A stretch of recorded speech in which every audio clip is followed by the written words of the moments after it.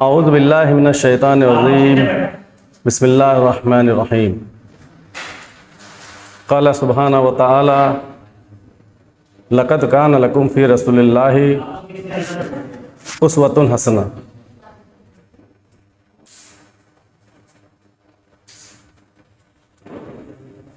मेरे मोहतरम बुज़ुर्गों, दोस्तों, नौजवान साथियों और प्यारे प्यारे मेरे छोटे भाई बच्चों, मैं सबसे पहले अल्लाह रब्बुल आलमीन का शुक्र बजा लाता हूँ कि जिसने मुझे इस प्रोग्राम में कुछ नसीहत करने की तौफीक बख्शी।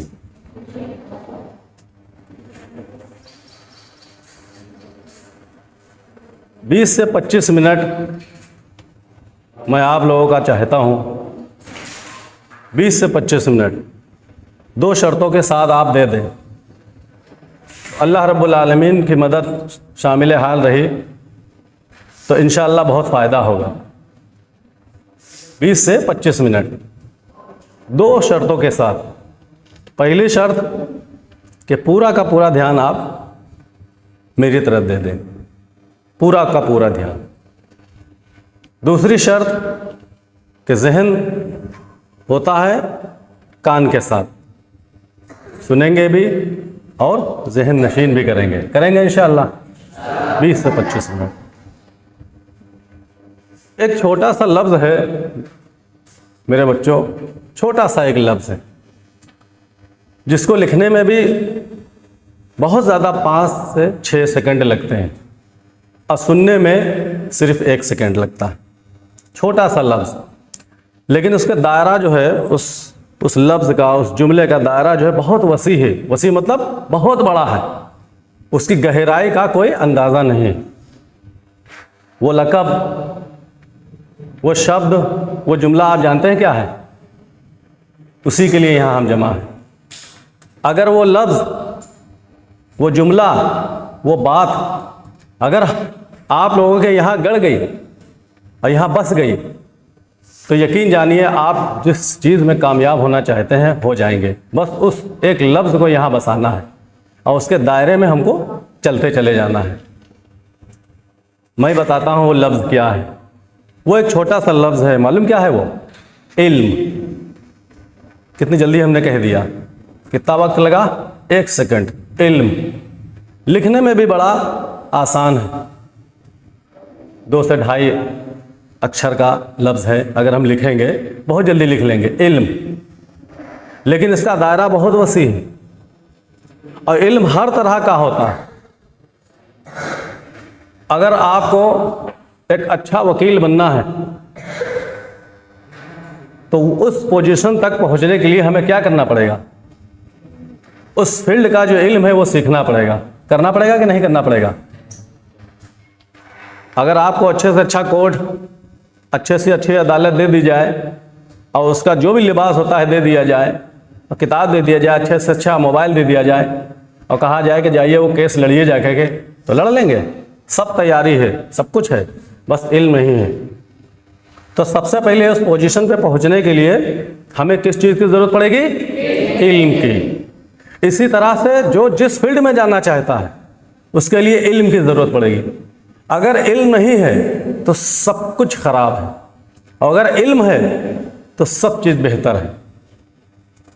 इल्म से हमें क्या क्या फ़ायदा होता है और इल्म के ना होने से क्या क्या नुकसान होता है, ये हम अपने समाज में देख सकते हैं। जो लाइल्म है, जो पढ़ा लिखा नहीं है, उसको हम क्या कहते हैं? गंवार, जाहिल, इस तरह के लक़ब इस्तेमाल करते हैं। इसको कुछ नहीं आता पढ़ना लिखना, क्योंकि उसको अच्छाई बुराई की तमीज़ नहीं होती। लेकिन जब उसको इल्म हो जाता है तो अच्छा क्या है, बुरा क्या है, इसकी तमीज़ हो जाती है। मिसाल के तौर पर मैं एक मिसाल देता हूँ। अगर आपको एक बनाना दे दिया जाए, केला, जिसने कभी किसी को उस केले को कभी किसी ने नहीं देखा, किसी ने नहीं देखा कभी ज़िंदगी में, तो आपको दे दिया जाए ये खाने की चीज़ है, इसको खाओ, कैसे खाएंगे आप?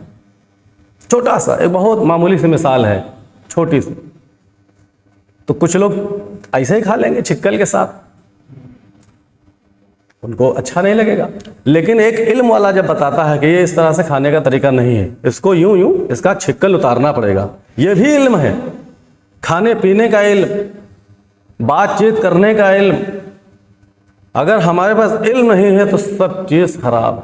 आप समझ लीजिए, अल्लाह के रसूल सल्लल्लाहु अलैहि वसल्लम से अच्छा इंसान ना उस दौर में था, ना इस दौर में है, ना क़यामत तक रहेगा कोई।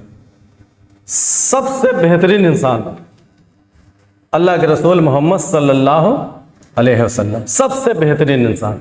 अल्लाह रब्बुल आलमीन ने उनसे भी कहा, जो कुरान मजीद जो अभी आपको दी जाएगी, ये इसलिए नहीं दी जाएगी कि आप इसको ले लें और कहें कि ये इनाम मिला है, इसको हम घर रख दें, हमेशा ज़िंदगी भर रखी रहे। वही इल्म है। ज़िंदगी जीने का एक बेहतरीन मकसद अगर अल्लाह रब्बुल आलमीन ने बताया है तो इस कुरान मजीद में जितना हम पढ़ेंगे और जितना हम समझेंगे, जितना अमल करेंगे, हमारी ज़िंदगी में निखार पैदा होता चला जाएगा। तो अल्लाह रब्बुल आलमीन ने अल्लाह के नबी सल्लल्लाहु अलैहि वसल्लम से भी कहा, पढ़ो अपने रब के नाम। सबसे पहली आयत जो नाजिल हुई है लिखने पढ़ने के ही ताल्लुक से, उसके बाद सारे अहकाम नाजिल हुए। सबसे अफजल अमल, सबसे बदतरीन गुनाह अगर हमारे पास कोई है, इस दुनिया में कोई है, तो मालूम क्या है? अल्लाह की ज़ात में किसी को शिर्क शामिल करना, जिसको हम कहते हैं शिर्क। ये वो बदतरीन गुनाह है कि अगर कोई इंसान करता जाता है और फिर जितने भी नेक अमल करेगा वो सब क्या हो जाएंगे? ज़ाया हो जाएंगे, डिलीट, कोई अमल काम नहीं आएगा। सबसे बुरा अमल, अल्लाह रब्बुल आलमीन चाहता तो सबसे पहले वही आयत नाजिल करता कि तुम लोग कभी शिर्क मत करना, लेकिन अल्लाह रब्बुल आलमीन ने सबसे पहली आयत जो नाजिल करी वो पढ़ने और लिखने के ताल्लुक। जब तक हम पढ़ेंगे लिखेंगे नहीं, तब तक हमारी कुछ भी समझ में नहीं आएगा। यहाँ पर इसीलिए जमा हुए हैं।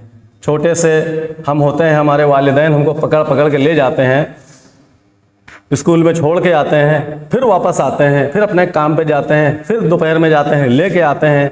आपकी माँ, हमारी माँ हमारे लिए अच्छा अच्छा खाना बनाती हैं ताकि हमारा बच्चा अच्छे से खाए, उसका जहन तैयार हो, अच्छे से पढ़ लिखे। उनका क्या फ़ायदा है? वो सिर्फ हमारा मुस्तकबिल बनाने के लिए ये सब काम करते हैं। हमारे कौन? वालिदैन। यही काम उनका है, ताकि हम एक जाहिल से एक इल्म वाले बन जाए। अच्छा क्या है, बुरा क्या है, ये समाज में हमको पता चल जाए। हर तरह का इल्म है। इससे पहले जो हमारा प्रोग्राम हुआ था, आप सब मौजूद थे, तो हमारे शेख ने सवाल किया था यहाँ पर से कि कौन बच्चा क्या बनना चाहता है। ये सवाल अक्सर पूछे जाते हैं कि आप क्या बनना चाहते हैं, तो कोई कहता है मैं डॉक्टर बनना चाहता हूँ। किसी से पूछा जाता आप क्या बनना चाहते हैं, तो कहते हैं मैं वकील बनना चाहता हूँ।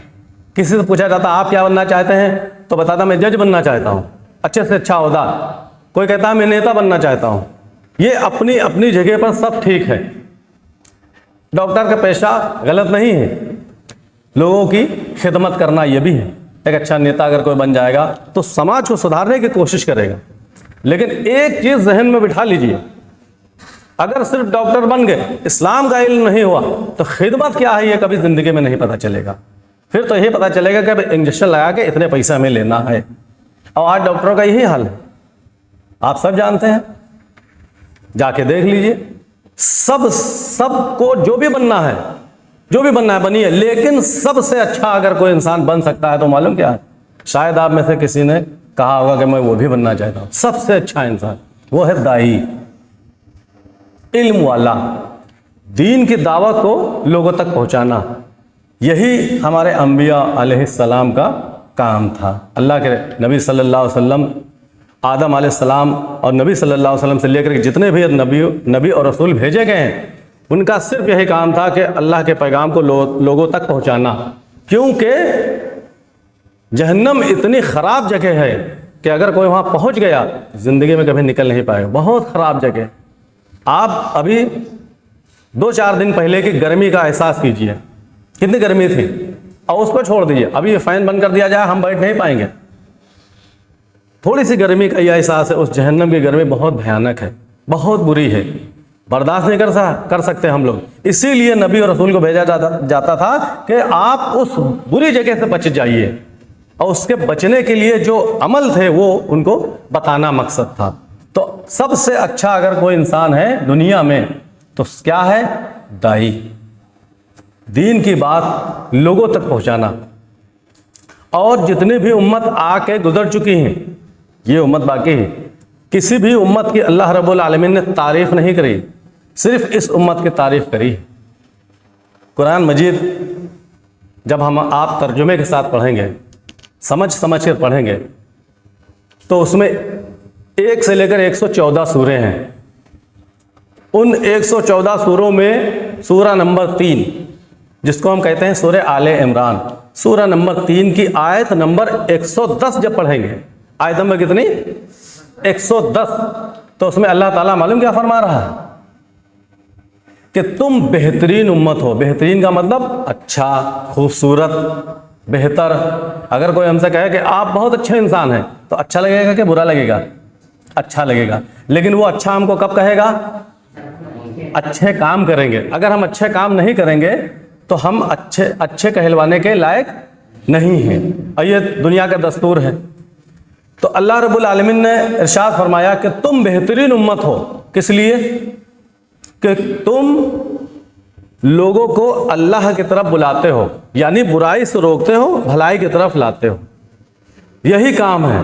सूरह आले इमरान की आयत नंबर 10 पढ़ेंगे तो इसमें यही मकसद मिलेगा कि हमें सबसे अच्छा काम यही करना है कि लोगों को बुराई से रोकना है, भलाई की तरफ लाना है। अगर कोई चोरी कर रहा है तो ये अच्छा अमल है, बुरा अमल है? बुरा अमल है। लेकिन जो कर रहा है उसके लिए अच्छा है। वो ये सोचता है कि मैंने तो 100 रुपये चुरा लिए, मेरा तो फायदा हो गया। लेकिन जिसके चुराए गए हैं उसको बुरा लग रहा है। अब ये जो चुराया है उसको अच्छा लग रहा है, और जिसके चोरी हुए हैं उसको बुरा लग रहा है। अब दोनों चीज़ें हम देख रहे हैं और परख नहीं पा रहे हैं कि इसमें से अच्छा क्या है। क्योंकि वही 100 के नोट के लिए एक आदमी रो रहा है, एक आदमी अच्छा, एक आदमी हंस रहा है। अब हमें इल्म नहीं है, हमें इल्म नहीं है कि ये अच्छा जो हंस रहा है वो अच्छा है, बेहतर है, जो रो रहा है ये अच्छा है। इसीलिए हमें इल्म की ज़रूरत है कि चोरी करना बुरा है। इस तरीके से बहुत से ऐसे काम है। वालिदैन से ऊंची आवाज़ में बात करना अच्छा है कि बुरा है? क्या हम ऐसा करते हैं?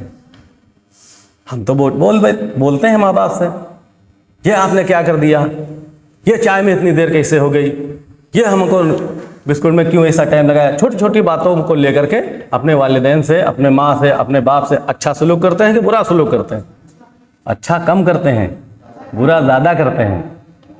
क्योंकि अच्छा हम करते ही नहीं, बुरा ज़्यादा होता है, अच्छा कम होता है। इसीलिए हम यहाँ पर बैठे हैं कि हम अपने वालिदैन के साथ कैसा सलूक करना है ये सीखना है, अपने से बड़ों के साथ कैसा सलूक करना है ये सीखना है। सब चीज़ों को सीखने के लिए सबसे पहले इल्म की ही ज़रूरत है। जब कुरान मजीद पढ़ेंगे तो उसमें नबियों का जिक्र आएगा। जब कुरान मजीद पढ़ेंगे सहाबा का जिक्र आएगा। ये नबी और रसूल कौन हैं, ये सहाबा कौन हैं, ये ऐसे ही बस हमको थोड़ा थोड़ा पता है। लेकिन जब हम उनको जानने की कोशिश करेंगे, जब पढ़ेंगे, तब हमें पता चलेगा कितने सालिहीन लोग थे। उन लोगों ने जो ज़िंदगी बेहतर से बेहतर गुजारी है, हम लोग कुछ नहीं है उनके मुकाबले में। बस हमको उनके नक्शे कदम पर चलना है। जब भी किसी एक्टर को देखते हैं यूट्यूब पर, और मोबाइल तो आम चीज़ें है, देखते हैं तो मन में क्या ख्वाहिश पैदा होती है, मैं भी ऐसा बनूंगा। वो 2 घंटे की मूवी देख करके, वो 10 मिनट का एक टिकटॉक का एक सीन देख करके मन में ख्वाहिश पैदा होती है, मैं भी ऐसा बनूंगा। यकीन जानिए वो सिर्फ उतनी ही देर के लिए अच्छे हैं जितनी देर वो दिखा रहे हैं। बस उनको सिर्फ एक चीज़ चाहिए, लाइक कर दो। लेकिन हमारे जो नबी थे, हमारे जो सहाबा थे, ताबईन थे, उनके बाद के दौर के जो लोग थे, वो सब जैसा बन गए वैसा सबके लिए बन गए। लोगों की खिदमत करना, वक्त पर नमाज पढ़ना, वालिदैन की खिदमत के आला दर्जे पर पहुंच जाना, उनका यह काम था, हमारा काम नहीं। इसीलिए हम लोग यहाँ पर जमा हुए हैं। आप लोग इल्म सीखें, उस इल्म पर अमल करेंगे। इस दुनिया में, इस ज़िंदगी में जहाँ भी आप रहेंगे, निखार आ जाएगा, निखार आ जाएगा इंशाअल्लाह। आपके ऐसे काम इस दुनिया में करने हैं ताकि आपसे भलाई पैदा हो, बुराई नहीं पैदा। सबसे बेहतरीन इंसान वो है जिससे लोगों का फ़ायदा हो, जिससे लोगों का फ़ायदा हो। अल्लाह के रसूल सल्लल्लाहु अलैहि वसल्लम के पास एक शख्स पहुँचे, सहाबी पहुँचे और कहने लगे, या रसूलल्लाह, मुझको लोग पसंद नहीं करते हैं, मुझको लोग पसंद नहीं करते हैं, लोग मुझसे मोहब्बत नहीं करते हैं। तो कोई ऐसा अमल बता दीजिए कि जिसको मैं करूं लोग मुझको पसंद करना शुरू कर दें। अगर आप लोगों को कोई पसंद ना करे, आप लोगों को अच्छा लगेगा, खराब लगेगा? खराब लगेगा, नहीं अच्छा लगेगा, हमको कोई पसंद ही नहीं करता। लेकिन इल्म में उसका भी एक तरीका है, एक अमल है, अगर वो कर लिया जाए तो फ़ायदा होगा। तो अल्लाह के नबी सल्लल्लाहु अलैहि वसल्लम ने इरशाद फरमाया उन साहब से कि एक काम करिए आप, आपको लोग पसंद करना शुरू कर देंगे। कहने लगे क्या? कहने लगे लोगों को फ़ायदा पहुंचाना शुरू कर दो। लोगों को क्या करना है? फ़ायदा पहुंचाना। किस तरीके से फ़ायदा पहुंचाना है? तमाम तरीके, छोटे से छोटे बच्चे, बड़े से बड़े लोग, सब लोग कर सकते हैं। कैसे फ़ायदा? कोई भी फ़ायदा पहुंचाओ, अच्छा फ़ायदा। जिस इंसान से अगर फ़ायदा होगा वो कभी उससे नाराज़ नहीं होगा। जैसे कि आप लोग अपने घर के बाहर बैठे हैं, मिसाल के तौर पर बैठे हैं, अब एक बूढ़ा शख्स या औरत या कोई भी मोहल्ले की हमारी थैला लेके आ रही हैं, अब उनसे उठाया नहीं जा रहा है, वो अपने घर तक पहुंच नहीं पा रही हैं, ऑटो से, रिक्शे से तो उतर ही आई, अब उनका घर पर जाने में उसको दुश्वारी हो रही। अब आप देख रहे हैं तो दो तरह के लोग होते हैं देखने वाले। एक हंसने वाले, देखो कमर टेढ़ी हुई जा रही है, ये भी गिरेंगी, इनका सौदा गिरेगा, ये होगा वो होगा। एक वो लोग, इनको क्या कहेंगे? इल्म वाला? नहीं, ये बगैर इल्म वाले हैं। एक इल्म वाला होता है, उसको रहम आता है, वो कहता है अरे ये देखो उनसे उठा, तो जाता है और कहता है कि अरे चचा ये हमको दे दिए, मैं पहुंचा देता हूँ, मुझे ताकत दी है अल्लाह ने। तो जब वो आप थैला उठा कर उसके घर तक पहुँचाते हैं तो बताइए वो आदमी आपसे नाराज़ होगा? कभी नहीं नाराज़ होगा। लेकिन आप हंसेंगे और आप उनका ये काम नहीं करेंगे तो नाराज़ होगा। यही है लोगों को फ़ायदा पहुंचाना। सबसे बड़ा फ़ायदा अगर कोई किसी इंसान को पहुंचा सकता है तो ये है कि उसको उसकी बुराई से रोक लो। अब बुराई से रोकने के लिए, भलाई की तरफ लाने के लिए, भलाई और बुराई का इल्म भी होना चाहिए। बात फिर इल्म पे आ गई। हर चीज़ का इल्म ही होगा तभी हो पाएगा। और इल्म हो जाने के बाद जब तक उस पर अमल नहीं करेंगे, उस इल्म का कोई फ़ायदा नहीं हो सकता। हम में से किसको पता नहीं है कि नमाज 5 टाइम फ़र्ज़ है? पता है, लेकिन इनमें से 5 वक्त के कौन हैं और जुमे वाले कौन हैं, ये हम सब जानते हैं। 5 वक्त फ़र्ज़ है, हर हाल में, हर कीमत में अदा करना है। अल्लाह रब्बुल आलमीन के कदमों में, उनकी नज़र में हमें अच्छा बनना है। जब अल्लाह रब्बुल आलमीन की मदद आएगी, मेरा कुछ भी बिगड़ेगा नहीं। सबसे बेहतरीन औलाद कौन है? सब कहेंगे, सारी औलादें कहेंगे मैं सबसे अच्छा औलाद, मैं सबसे अच्छा। लेकिन नहीं, सबसे बेहतरीन औलाद, सबसे बेहतरीन बच्चा अपने माँ बाप का वो है जिसके माँ बाप कहें कि मेरा बच्चा बहुत अच्छा है, मेरा बेटा बहुत अच्छा है, मेरा बेटा बहुत लायक का है। यकीन जानिए, सबसे पहले हर इंसान को अगर सबसे पहला काम करना है तो अल्लाह रब्बुल आलमीन की इबादत करना है बगैर किसी को शामिल किए। सबसे पहला काम। उसके बाद अपने वालिदैन की खिदमत। ये वालिदैन अगर आपके ना चाहें तो हम उस मकाम तक नहीं पहुंच सकते।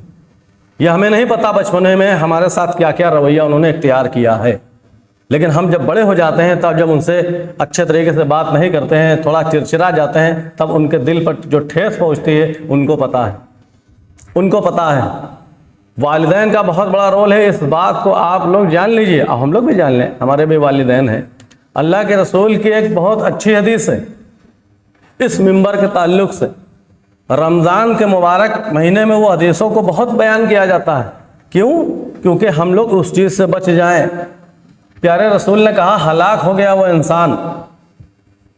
इंसान सब, कोई भी जिसको समझ अल्लाह ने दे दी। हलाक का मतलब बर्बाद, तबाह हो गया, बिल्कुल सब चीज़ उसकी दुनिया व आखिरत बिगड़ गई। तबाह हो गया वो इंसान, बर्बाद हो गया वो इंसान जिसने अपने वालिदैन में से, वालिदैन मतलब माँ और बाप में से किसी को ज़िंदा पाया और उसकी खिदमत करके अपनी जन्नत ना कमा ली हो। तो अगर ऐसा किसी ने नहीं किया तो वो बर्बाद हो गया, तबाह हो गया, सब कुछ लुट गया उसका। बहुत बड़ी, समझ लीजिए एक हिसाब से एक बहुत बड़ी हमारे लिए वार्निंग है। और ये वार्निंग किसी ऐसे वैसे इंसान की नहीं, प्यारे रसूल की है, जिसको हमें हर हालत में इताअत करना है, हर हालत में हमको मानना है। उनके मुबारक जुमले को दिलो जहन में सर तस्लीम कर लेना है कि हमारे प्यारे नबी ने जो भी कहा है उसको हमें हर हालत में मानना है, हर कीमत में मानना है, क्योंकि उसमें मानने में हमारे लिए भलाई है, ना मानने में बुराई है। ये वालिदैन का। और कुछ सज़ाएं ऐसी हैं मेरे बच्चों, छोटे भाइयों, कुछ सज़ाएं ऐसी हैं जो अल्लाह रब्बुल आलमीन नसीहत के लिए इस दुनिया में भी दे देता है। मेरे एक उस्ताद थे, अब हमारे उस्ताद हमारे शेख हैं। तब हम पढ़ते थे और हर इंसान का कोई ना कोई उस्ताद होता है। तो उन्होंने एक वाक़या बताया था इबरत के लिए, इबरत मतलब नसीहत के लिए। एक शख्स अपने वालिद का ऐसे गलेबान पकड़ के खींचते हुए ऐसे ले जा रहे थे, खींचते हुए। आप समझ लीजिए कितनी बेदर्दी के साथ लेके जा रहे हो। किसी गैर को भी कोई ले जाएगा तो हम लोग उसको रोकने की कोशिश करेंगे। एक बेटा अपने बाप को ऐसे खींचते हुए ले जा रहा है, ऐसे यहाँ से सड़क से खींचते हुए लेते जा रहा। रास्ते में कुआं पड़ गया। जैसे ही ये समझ लीजिए कुआं है, जैसे ही क्रॉस करने की कोशिश करी, उस वालिद ने उस बाप ने अपने बेटे से कहा, बेटा रुक जाओ, बेटा रुक जाओ, अब इससे आगे अगर तुम ले गए तो तुम गुनहगार हो जाओगे। जुमला समझिए। ये गलेबान पकड़ लेना ही इतना बड़ा गुनाह है। अपने वालिद का हम इस लायक नहीं, वो हमारा पकड़ सकते हैं, हम नहीं पकड़ सकते। और खींच के ले जाना, एक जगह से एक जगह तक ले आना, ये कितना बड़ा गुनाह है। और जैसे कुएं को क्रॉस करने के लिए कोशिश किया तो वो बाप ने कहा कि अब आगे मत बढ़ना, अगर तुम अब आगे बढ़ोगे तो गुनाहगार हो जाओगे। उस बच्चे ने फौरन छोड़ दिया। उसके जहन में एक सवाल पैदा हुआ कि अरे अब्बा हुजूर, ये क्या मतलब, मैंने इतना ही गुनाह कर दिया, यही बहुत बड़ा गुनाह है। अब तो आप कह रहे हैं कि इससे आगे लेके तब गुनाहगार हो जाओगे, ये क्या है। तो उस वालिद ने क्या जवाब दिया, ये यहाँ बिठाने की ज़रूरत है। उस वालिद ने मालूम क्या कहा, मैं भी अपने बाप को, अब्बा हुजूर को यहीं तक लाया था खींच के। ये उसका बदल है, ये उसकी सज़ा है। अगर हम अपने वालिद के साथ बदसलूकी करेंगे, बुरा करेंगे, तो हमारा भी यही हश्र होगा। और अल्लाह के वहाँ जो सज़ा मिलेगी वो तो एक अलग सज़ा है। रब्बुल आलमीन के वहाँ जो सज़ा मिलेगी वो अलग सज़ा है। अदब सिखाना, अदब सीखना, अदब से बोलना, ये सब चीज़ें हमको इल्म में आती हैं। हमारे जो टीचर्स हैं उनका भी बहुत बड़ा रोल है। आप समझ लीजिए, कौन हमारे टीचर्स हैं, जो हमको पढ़ाते हैं, जो हमको इल्म सिखाते हैं। यहाँ पर जो अभी इनाम आप लोगों को बांटा जाएगा वो आपकी काबिलियत पर बांटा जाएगा।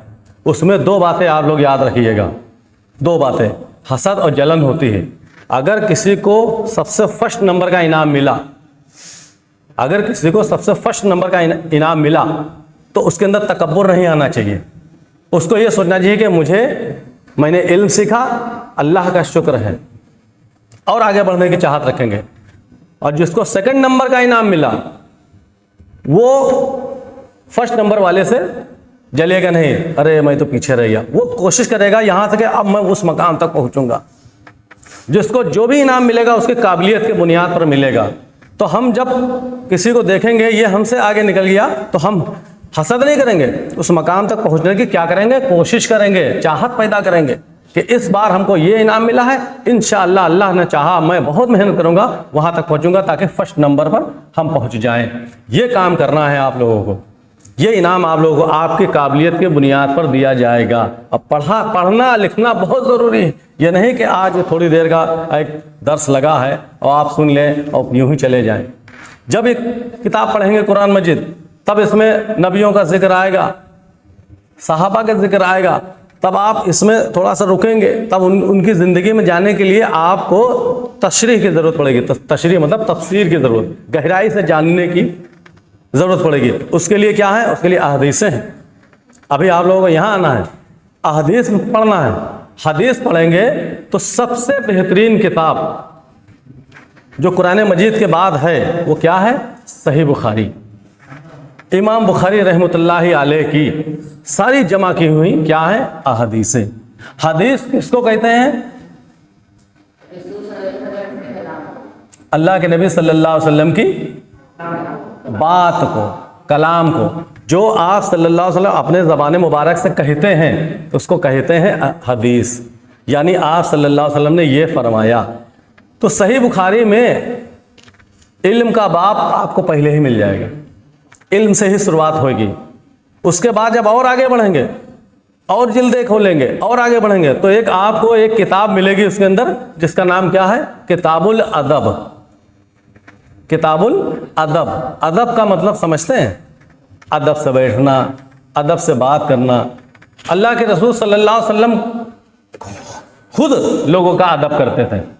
आपको पता होगा, आप जो उस मकाम पर पहुँचेंगे, मैं अल्लाह से दुआ करता हूँ आप लोग वहाँ तक पहुँचें और उससे भी आगे निकलें। इल्म की कोई गहराई नहीं, जितना जाएंगे उतना इल्म आएगा। अल्लाह ताला इल्म और अमल दोनों हम लोगों को वहाँ तक पहुँचने की तौफीक अता फरमाए, आमीन। अल्लाह के रसूल सल्लल्लाहु अलैहि वसल्लम लोगों का कितना अदब करते थे, ये बात समझिए। प्यारे नबी सल्लल्लाहु अलैहि वसल्लम खुद अदब के हकदार हैं, लेकिन वो खुद लोगों का अदब करते थे। अल्लाह के नबी सल्लल्लाहु अलैहि वसल्लम से जब कोई मिलने आता था या आप सल्लल्लाहु अलैहि वसल्लम किसी से मिलने जाते थे तो आप सल्लल्लाहु अलैहि वसल्लम किसी के सामने अपने पाँव मुबारक नहीं फैलाते थे। जैसे हम लोग कभी बैठे होते हैं, जैसे आप पैर फैला लें, और कौन बैठा है? शेख बैठे हैं, माँ बाप बैठे हैं, हमसे बड़ा जो भी है वो हमारे अदब के लायक है।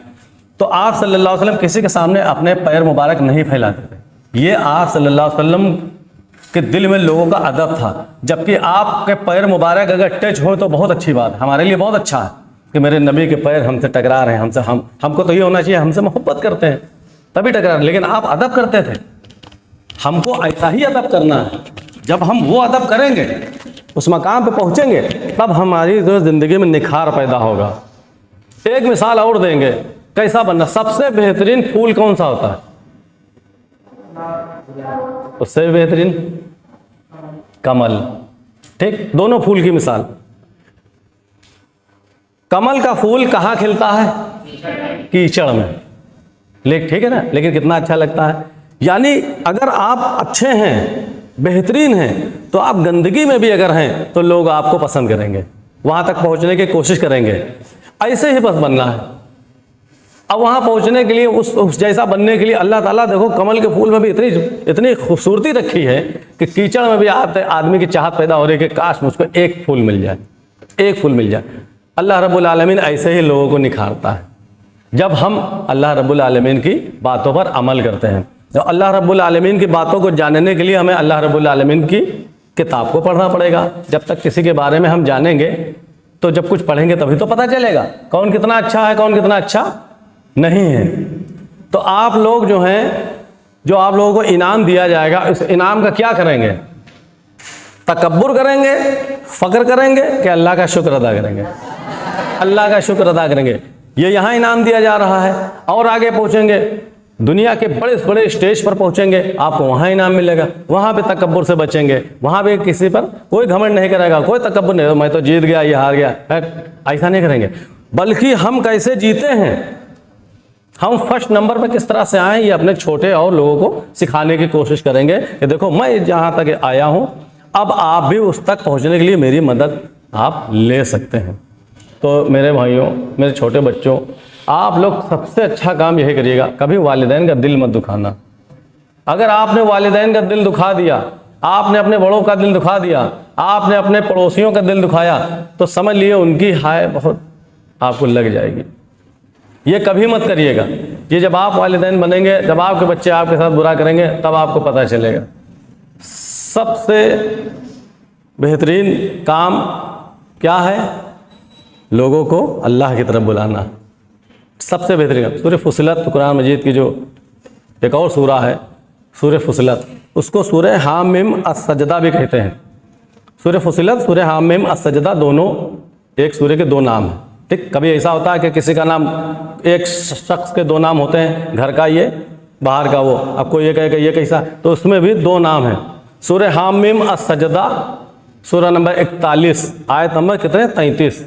सूरह हामिम सजदा, सूरह नंबर 41, 40 पर 1, 41। ठीक, आयत नंबर कितनी? 33, डबल 3, ठीक है, 33। इसको जब आप पढ़ेंगे तो उसमें क्या मिलेगा? इसमें मिलेगा सबसे बेहतरीन इंसान की पहचान।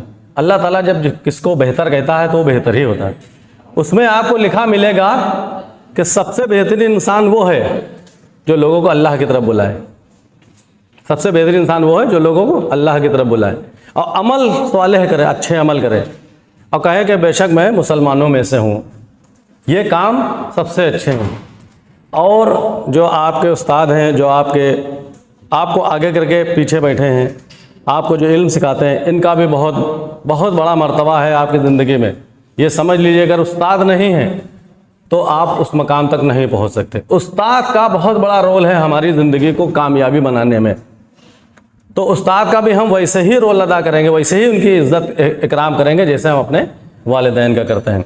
हमारे वालिदैन हमको पालेंगे, पोसेंगे, खिलाएंगे, पिलाएंगे, सब कुछ करेंगे, लेकिन इल्म की बात हमको टीचर्स सिखाते हैं, जो हमारे बड़े हैं। उनका इज़्ज़त, उनका सम्मान, उनका इकराम करना हमारी जिम्मेदारी है। अगर हम ये नहीं करेंगे तो हम इल्म तक नहीं पहुंच पाएंगे। अच्छे इल्म तक पहुंचने के लिए उनका सहारा, उनका ज़रिया बनना हमारे लिए बहुत ज़रूरी है। हर इंसान का कोई ना कोई उस्ताद होता है, हर इंसान का कोई ना कोई उसवा व नमूना होता है। हमें उनको उसवा व नमूना बनाना है। हमें उस्ताद की अपनी खिदमत करना पड़ेगा। हमें उस्ताद के अपना हर अमल, हर काम को करना पड़ेगा, हर अमल को देखना पड़ेगा। ये उस्ताद हमारे लिए बहुत मायना रखते हैं। अगर आपको कोई टीचर पढ़ाए ना तो आप पढ़ना जान जाएंगे? कोई नहीं जान पाएगा। तो ये हमारे जो बड़े हैं उनका कहना मानना ज़रूरी। और सुन लीजिए, एक बहुत बड़ी डांट के तौर पर अल्लाह के रसूल सल्लल्लाहु अलैहि वसल्लम ने एक बात कही। बात मतलब हदीस। क्या कहा है? वो मेरी उम्मत में से रहने के लायक नहीं है। लैसा मिन उम्मती, वो मेरी उम्मत में से रहने के लायक नहीं है जो अपने से बड़ों की इज्जत ना करे। बात को समझ लेना, वो मेरी उम्मत में से रहने के लायक नहीं है जो अपने से बड़ों की इज्जत ना करे। ये छोटों के लिए है, जो अपने से बड़ों की इज्जत ना करे। और जो अपने छोटों पर रहम ना करे, ये बड़ों के लिए, ये हमारे लिए, कि जो अपने छोटों पर रहम ना करे। और जो अपने आलिम का हक ना जाने। ये तीन बातें हैं। तीन बातें अगर किसी के अंदर नहीं हैं तो वो, अल्लाह के रसूल फरमाते हैं, वो मेरी उम्मत में से रहने के लायक नहीं है। सबसे पहली बात क्या है? अपने से बड़ों की इज्जत करना। दूसरी बात क्या है? अपने से छोटों पर रहम करना। तीसरी बात क्या है? अपने आलिम का हक जानना। अगर कोई आलिम, हमारा शेख, मौलाना, हाफिज जी अगर कुछ भी कहते हैं तो उस बात को हमें मानना ही मानना है। अगर कोई गलत बात है, इज्जत के साथ, इकराम के साथ उस बात को इग्नोर कर देंगे, हटा देंगे, नहीं मानेंगे। ये चंद बातें आप लोग इधर ही देखते रहिए। ये चंद बातें आप लोगों की नसीहत के लिए जो भी मेरी तरफ से निकली हैं, उन बातों को आप मानिएगा। एक छोटा सा एक जुमला जो मेरी ज़िंदगी की तबाही के लिए बहुत काफ़ी है, वो क्या है? झूठ। झूठ, ज़रा सी बात पर झूठ, अपने फ़ायदे के लिए झूठ, दूसरे के नुकसान के लिए झूठ। अगर हम कहीं बाहर घूम रहे हैं, हम घर में किसी ने पूछा कहाँ हो, तो झूठ बोल दिया, तो पढ़ रहे थे, अच्छे लोगों के साथ बैठे थे। तो ये काम मत करिए, ये बहुत बुरा अमल है। झूठ हमारी ज़िंदगी को तबाह करने के लिए, झूठ हमारी ज़िंदगी को मिटाने के लिए काफ़ी है। सच्चाई के साथ जिए, सच्चाई के साथ लड़िए। अगर हम झूठ बोलेंगे कभी किसी को खुश नहीं कर पाएंगे। सबसे पहले अगर हम किसी को नाराज़ करेंगे झूठ बोल करके, तो अपने मालिक, अपने खालिक, अपने अल्लाह रब्बुल आलमीन को। तो ज़िंदगी में झूठ नहीं बोलेंगे ना, इंशाअल्लाह झूठ कभी नहीं बोलेंगे। चाहे कितना भी हमारे लिए बर्बादी का मामला हमको दिख रहा हो, झूठ कभी नहीं बोलेंगे। झूठ कभी मत बोलिए किसी से भी, ख़ास तौर से वालिदैन से, ख़ास तौर से अपने उस्ताद से, पड़ोसियों से, किसी से झूठ अपनी ज़िंदगी में कभी नहीं बोलेंगे। मैं आखिर में अल्लाह रब्बुल आलमीन से दुआ करता हूँ आप सब के लिए, अपने लिए, कि मेरे रब मुझको अच्छे से अच्छे कामयाबी तक पहुँचने की तौफीक अता फरमाए। आए हमारे रब, मेरे अंदर तौहीद का लावा हमेशा जलता रहे। आए हमारे रब, मैं अपने वालिदैन की खूब ज़्यादा से ज़्यादा खिदमत कर सकूं, इसकी तौफीक अता फरमा।